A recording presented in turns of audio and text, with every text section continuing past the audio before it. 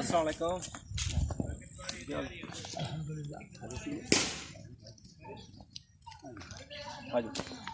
नज़दीक आए थोड़े अच्छा क्या हाल सुनाओ ठीक हो फर्स्ट क्लास ठीक है इंसान है शुक्र है तुम सुनाओ अल्लाह का शुक्र है कोई एहतियात कर रहे हो जेह्ड़ी बीमारी आई दी ओह्दे बारे च कोई की एहतियात कर रहे हो एहतियात जी यही हो रहा भी मैं तो उस दिन का तकरीबन जेह्ड़े इन्होंने ऐलान किया था ना हाँ जी कि 3-4 फुट तू नज़दीक नहीं बहना ठीक है मैं तो इन्ना ही एहतियात कर रहा ते बाकी मार रखे तो पट्ठे की जरूर बना लाजमी गल है बिल्कुल है जी भावें कोई सानू फड़ के थाने लै जाए ते भावें सानू कोई छड्डी छड़े और सीधी सीधी गल अल्लाह माफ करे नहीं तुसीं कोई गैर कानूनी काम नहीं कर रहे हाँ जी ਤੁਸੀਂ ਬੇਹਤਰੀਨ ਪੁਲਿਸ ਦਸੀ ਹੈ ਕਿ 3 ਫੁੱਟ ਦੇ ਫਾਸਲੇ ਤੇ ਹੀ ਖਲੋ ਕੇ ਗੱਲ ਕਰਨੀ ਹੈ ਬੈ ਕੇ ਕਿਸੇ ਨਾਲ ਰਾਬਤਾ ਨਹੀਂ ਕਰਦੇ बिल्कुल ਅੱਛਾ ਸਰ ਜ਼ਰਾ ਦੱਸੋ ਕਿ ਜਿਹੜਾ ਸਾਡੇ ਪਿੱਛੇ ਬਾਗ ਹੈ जी हाँ ਇਹ ਕਿੰਨਾ ਕੁ ਪੁਰਾਣਾ ਬਾਗ ਹੈ ਇਹ ਬਾਗ ਜੀ ਸਨ 1926 ਦੇ ਵਿੱਚ ਇਹਦਾ ਪਿੰਡ ਹੈ ਸਾਡਾ ਸਕਰੂਰ ਹਾਂਜੀ ਇਹਦਾ ਸਾਰਾ ਰਕਬਾ ਮਗਰਲੀ ਸਾਈਡ ਤੇ ਹੈ ਅੱਛਾ ਇਹ ਜਿਹੜੀ ਜ਼ਮੀਨ ਹੈ ਇਹ ਕੋਟ ਦੀ ਹੈ ਇਹ ਕੋਟ ਦੀ ਜ਼ਮੀਨ ਹੈ ਜੀ ਕੋਟ ਨਾਜੋ ਦੀ ਕੋਟ ਲੱਗ ਇਹ ਕੋਟ ਅੱਛਾ ਅੱਛਾ ਇਹ ਇੱਥੇ ਇੱਕ ਮਰਬਾ ਜ਼ਮੀਨ ਕੋਟ ਦੀ ਹੈ ਉਹ ਅੰਬ ਹੈ ਲੱਭਦਾ ਪਿਆ ਹਾਂਜੀ ਇਹ ਅੰਬ ਤੱਕ 5 ਖੇਤਰ ਨੇ 5 ਕਿੱਲੇ ਦੇ ਅੱਛਾ ਅੱਛਾ ਇਹ ਜਿਹੜਾ ਬਾਗ ਹੈ ਮਲੇ 'ਚ ਹੈ ਅੱਛਾ ਇਹ ਬਾਗ ਮਲੇ ਦੀ ਜ਼ਮੀਨ ਇਹ ਮਲੇ ਦੀ ਹੱਦ ਇੱਥੇ ਹੈ ਅੱਛਾ ਠੀਕ ਹੋ ਗਿਆ ਜੀ ਜਿਸ ਬੰਦੇ ਨੇ ਬਾਗ ਲਾਇਆ ਸੀ ਉਹਦਾ ਨਾਂ ਕੀ ਸੀ ਉਹਦਾ ਨਾਮ ਸੀ ਚੋਰੀ ਮਿਰਜ਼ਾ ਚੌਰੀ ਮਿਰਜ਼ਾ ਖਾਨ ਜੀ ਹਾਂ ਯਾਨੀ ਕਿ ਅਜੇ ਦੇਖੋ ਤੁਸੀਂ ਕਿ ਅਜੇ ਵੀ ਅਸੀਂ ਇਸ ਬਾਗ ਦੀ ਵਜ੍ਹਾ ਨਾਲ ਉਹਦੀ ਸ਼ਨਾਖਤ ਜ਼ਿੰਦਾ ਹੈ ਹਾਂ ਬਿਲਕੁਲ। ਚੌਰੀ ਮਿਰਜ਼ਾ ਖਾਨ ਇਹ ਮਲੇ ਦੇ ਸਨ ਜਾਂ ਕੋਈ ਸਕਰੋੜ ਦੇ ਨਹੀਂ ਇਹ ਸਕਰੋੜ ਦੇ ਨੇ ਇਹ ਰਕਬੇ ਐਸਾ ਨਾ ਕੋਰਟ ਤੋਂ ਖਰੀਦੇ ਨੇ ਮਲੇ 'ਚ ਵੀ ਖਰੀਦੇ ਨੇ ਅੱਛਾ ਹਾਂਜੀ ਇਹ ਸਾਡੇ ਬਜ਼ੁਰਗਾਂ ਨੇ ਖਰੀਦੇ ਆਹ ਤਾਂ ਨਹੀਂ ਖਰੀਦੇ ਬਜ਼ੁਰਗਾਂ ਨੇ 1926 ਦਾ ਲੱਗਾ ਹੈ ਹਾਂਜੀ ਹੋਰ ਦੀ ਹਿਸਟਰੀ ਸਾਨੂੰ ਦੱਸੋ ਜ਼ਰਾ। ਹੋਰ ਜੀ ਇਸ ਤਰ੍ਹਾਂ ਦੀ ਆ ਵੀ ਉਹ ਉਦੋਂ ਇਸ ਪਿੰਡ ਦਾ ਰਕਬਾ ਰੁੜਿਆ ਨਹੀਂ ਜਦੋਂ ਹਾਂਜੀ ਬਸੰਤਰ 'ਚ ਹਾਂਜੀ ਇਹ ਫਿਰ ਸਾਡਾ ਜਿਹੜਾ ਪਿੰਡ ਹੈ ਇਹਨੂੰ ਕੁਛ ਲੋਕਾਂ ਨੂੰ ਮਰਬੇ ਮਿਲੇ ਸਨ ਬੂਰੇ ਵਾਲਾ 329 ਠੀਕ ਹੈ ਕੁਛ ਲੋਕਾਂ ਨੂੰ ਮਿਲੇ ਹਨ 71 ਕੁਛ ਲੋਕ 62 ਤੇ ਨੇ ਕੁਝ ਫੈਸਲਾਬਾਦ 'ਚ ਨੇ ਇਸ ਤਰ੍ਹਾਂ ਜਿੱਥੇ ਤੇ ਕੋਈ ਬਹਿੰਦਾ ਗਿਆ ਨਾ ਉੱਥੇ ਤੇ ਗੌਰਮੈਂਟ ਇਹਨਾਂ ਨੂੰ ਅਮਦਾਦੀ ਤੌਰ ਤੇ ਜ਼ਮੀਨ ਦਿੰਦੀ ਠੀਕ ਹੈ ਠੀਕ ਹੈ ਜੀ ਠੀਕ ਹੈ ਇਹ ਸਾਡੇ ਬਜ਼ੁਰਗ ਸਨ ਕੋਈ ਥੋੜ੍ਹੇ ਜਿਹੇ ਉੱਥੇ ਕੁਛ ਜੰਗਲੀ ਲੋਕਾਂ ਦਾ ਇਹਨਾਂ ਨਾਲ ਵਿਗਾੜ ਪੈ ਗਿਆ ਅੱਛਾ ਉਧਰ ਬੁਰੇ ਵਾਲੀ ਸਾਈਡ ਦਾ ਆਪਣੇ ਫੈਸਲਾਬਾਦ ਫੈਸਲਾਬਾਦ ਅੱਛਾ ਉਹ ਇਹ ਹੁਣ ਇਕੱਲਾ ਸੀ ਉਹ ਕਾਫੀ ਜੀ ਸਨ ਉਹਨਾਂ ਨਾਲ ਲੜਾਈ ਘੋਲ ਸ਼ੁਰੂ ਹੋਇਆ ਜਦੋਂ ਇਹਨੇ ਸੋਚਿਆ ਯਾਰ ਕੀ ਫਾਇਦਾ ਲੜਨੇ ਦਾ ਇਹ ਤੁਸੀਂ ਆਪਣੇ ਬਜ਼ੁਰਗਾਂ ਦੀ ਗੱਲ ਕਰ ਰਹੇ ਹੋ ਜਾਂ ਬਾਬੇ ਮਿਰਜ਼ੇ ਦੀ ਗੱਲ ਕਰ ਬਾਬੇ ਰਹੇ ਹੋ ਮਿਰਜ਼ੇ ਬਾਬੇ ਮਿਰਜ਼ੇ ਦੀ ਬਾਬੇ ਅੱਛਾ ਇਹਨਾਂ ਨੂੰ ਉਧਰ ਮੁਰੱਬਾ ਮਿਲਿਆ ਸੀ ਹਾਂਜੀ ਇਹਨਾਂ ਉਧਰੋਂ ਨੂੰ ਫਿਰ ਇਹਨਾਂ ਦੀ ਕੋਈ ਗੜਬੜ ਹੋ ਗਈ ਗੜਬੜ ਹੋ ਗਈ। ਉਧਰੋਂ ਫਿਰ ਇਹ ਇੱਧਰ ਆ ਗਏ ਇਹਨਾਂ ਨੇ ਫਿਰ ਉਹ ਮਰਬਾ ਵੇਚ ਛੜਿਆ ਅੱਛਾ ਆ ਕੇ ਤੇ ਇਹ ਜ਼ਮੀਨ ਨਾ ਇੱਥੇ ਖਰੀਦ ਅੱਛਾ ਇਹ ਮਲੇ ਕੋਲੋਂ ਜ਼ਮੀਨ ਖਰੀਦ ਲਈ ਅੱਛਾ ਇਹ ਤੇ ਫਿਰ ਉਹਨਾਂ ਬਾਗ ਲਾਇਆ ਠੀਕ ਜਿਹੜੇ ਸਾਡੇ ਬਜ਼ੁਰਗ ਸਨ ਇਹ ਪਰਾਂ 329 ਚ ਹਨ ਆਰਫ ਵਾਲਾ ਬੂਰਾ ਵੀ ਠੀਕ ਹੈ ਅਸੀਂ ਇਨਸ਼ਾਅੱਲਾ ਹੁਣ ਵੀ ਉੱਥੇ ਕੰਮ ਜਾਵਾਂ ਅੱਛਾ ਤੁਸੀਂ ਉੱਥੇ ਹੀ ਤੁਹਾਡੀ ਉੱਥੇ ਰਿਹਾਇਸ਼ ਉੱਥੇ ਹੀ?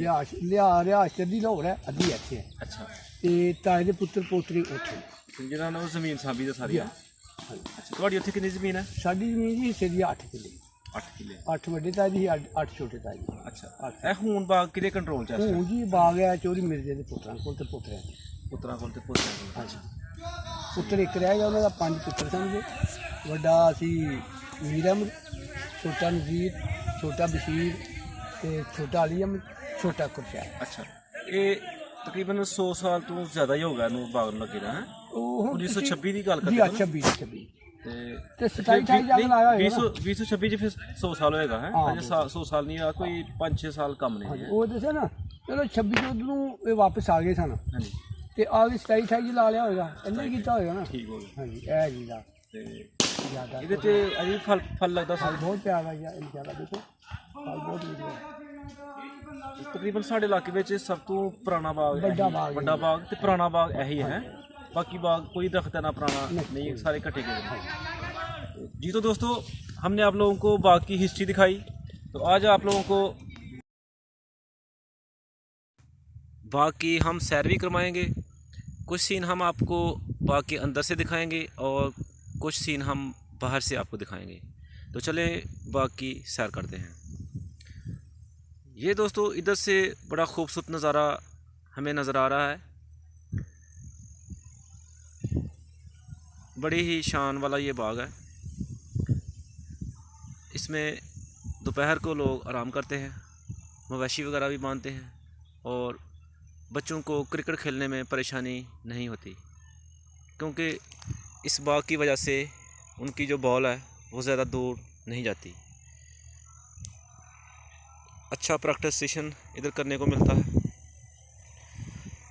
दोस्तों जो इस वक्त इधर एक सुकून है,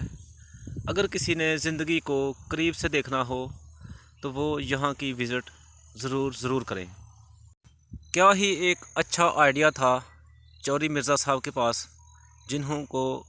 1926 में ये ख्याल आया कि इधर बाग लगाना चाहिए, और आज 2020 में हम इसकी विज़िट कर रहे हैं। किसी सियाने ने सच कहा है, पंजाबी की एक मिसाल है इन आमों के बाग के मतलब कि दादा राय तो पोतरा खाए, यानी कि इसका मतलब बनता है कि दादा इस बाग को लगाए और उसका जो पोता है वो इसका फल खाए। यानी कि ये जो आम का पुराने दरख्त हैं,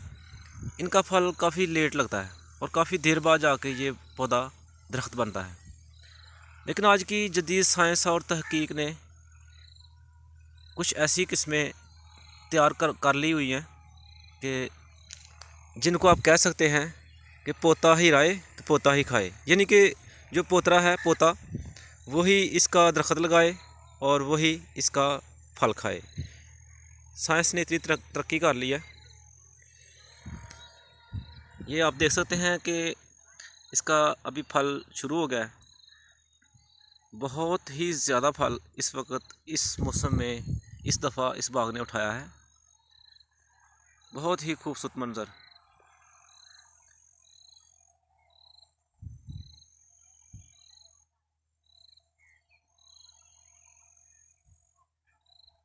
अभी हम थोड़ा करीब जाके आपको इसका जो फल लगा हुआ है वो दिखाने की कोशिश करते हैं।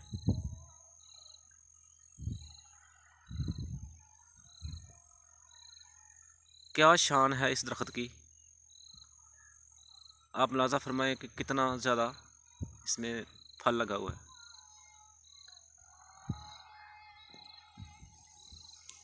माशाल्लाह जी।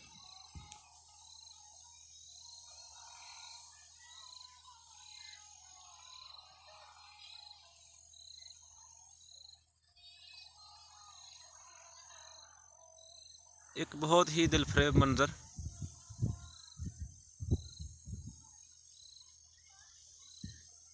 तमाम दोस्तों से हम गुजारिश करते हैं कि आप इधर की विज़िट ज़रूर करें, और साथ तमाम देखने वाले दोस्तों से हम ये गुजारिश करते हैं कि अगर अभी तक आपने हमारा चैनल सब्सक्राइब नहीं किया तो प्लीज़ हमारे चैनल को ज़रूर सब्सक्राइब कर दें। अगर आप पहले से हमारे सब्सक्राइबर हैं तो हम दिल से आपके शुक्रगुज़ार हैं।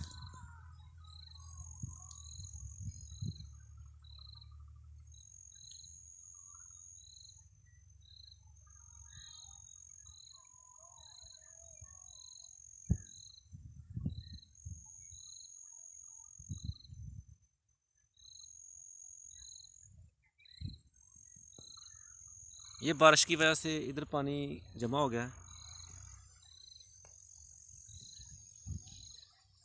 तो कुछ दिनों में ही ये बिल्कुल सूख जाएगा। ये आप देख सकते हैं कि इसी बाग के अंदर लड़के क्रिकेट भी खेल रहे हैं।